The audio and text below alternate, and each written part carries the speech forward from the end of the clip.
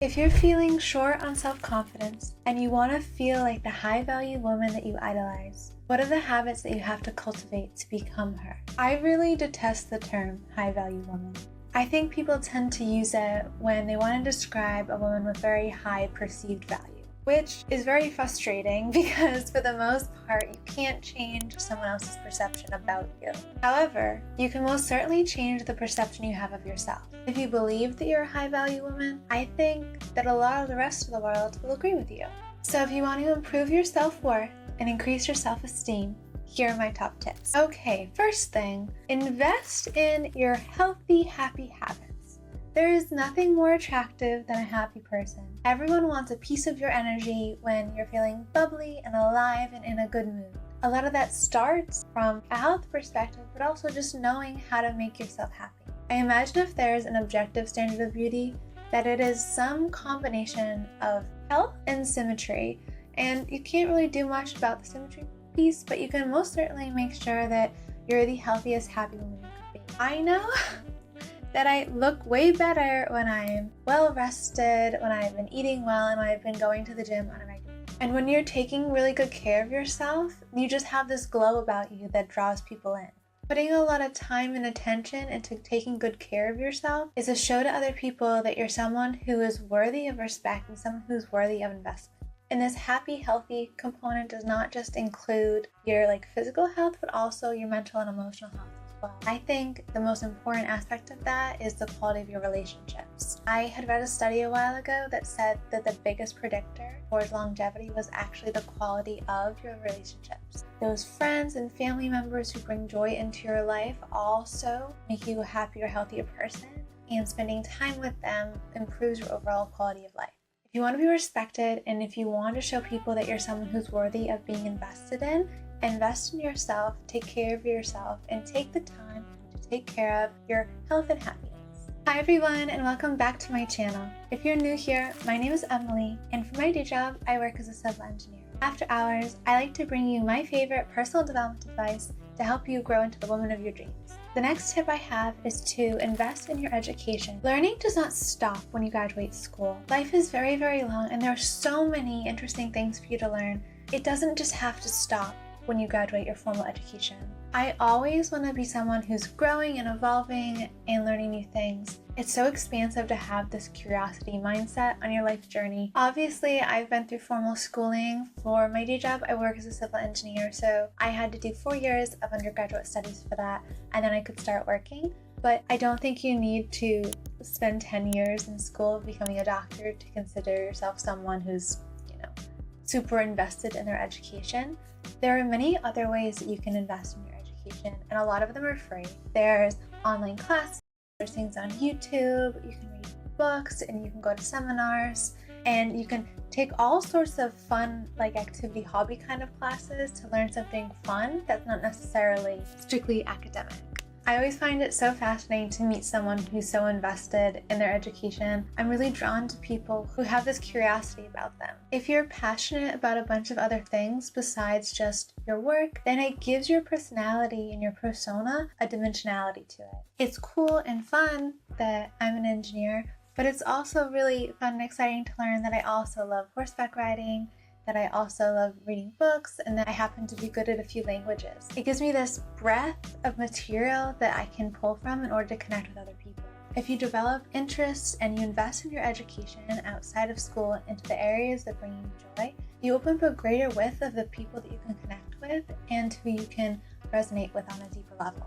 So invest in your education, not just for your own learning, but also to expand your social circle and to grow your community. Okay, so my next tip is to curate your inner circle. When I was younger, I found that I just stumbled upon the relationships I had. I had friends and was dating people primarily out of proximity. I think that's really natural. You meet and get to know people who are in your existing community. But if you have goals and dreams about the person that you want to be and this high value version of yourself, and I think you have to move from stumbling into relationships to intentionally picking them to make sure that the people in your circle are going to help you grow into the person you want to be. you are the 5 people who you spend the most time with. And I can see how aspects and personality traits of my friends rub off on me. If I have a friend who really loves going to work out, I'm more likely to spend time going to work out with her. If I have a friend who's very social and likes to go to a lot of fun events, I'm more likely to go to fun events with her. If I have a friend who's very career-oriented, I'm more likely to ask for their advice to help grow my professional career as well. I'm always looking for friends that I have fun with. This is the primary aspect. Like, if I do not enjoy being in your presence, we're not going to be hanging out. But I'm looking for people who can help me grow and be a better person, and who will kind of guide me a little bit on the journey of life and help to improve me and my quality of life, and not just to be a fun distraction. Funny enough, I do meet a lot of these friends from my quote-unquote educational activities. And let it be known for the internet that Emily considers educational activities to be anything from taking a new fun hobby class to like actually taking formal education. Investing in your education, satisfy your own personal curiosity, will also help you meet people who are also considered high value. Alright, so my next tip is to live in authenticity. I find that the most beautiful, radiant people are so comfortable in themselves. They're not trying to be someone they're not, and they're not trying to conform to the idea people have in their head of what they should be. People who live in their authenticity are just out having their best life, and the people who resonate with them are naturally drawn in. If you want really long-standing friendships, you want people who resonate with the most authentic version of yourself. So you have to be a little brave to like be your true self and put it out there if you want to attract the right kind of friends, acquaintances, and relationships in your inner circle. You may be able to conform to a certain character for a short period of time, but you can't go your whole life pretending to be something that you're not. It is absolutely exhausting to have to put on a mask every day and pretend to be someone who you're not. So to your best ability, try to just be you when you're out having fun. And naturally, the right people will find you. Okay, so my next tip is that playtime is important. The thing I most admire about children is that they have an incredible capacity to be playful and present in the moment. They're not thinking about the 10 tasks that they have to complete by next Tuesday. They are 100% engaged in the now, enjoying their playtime.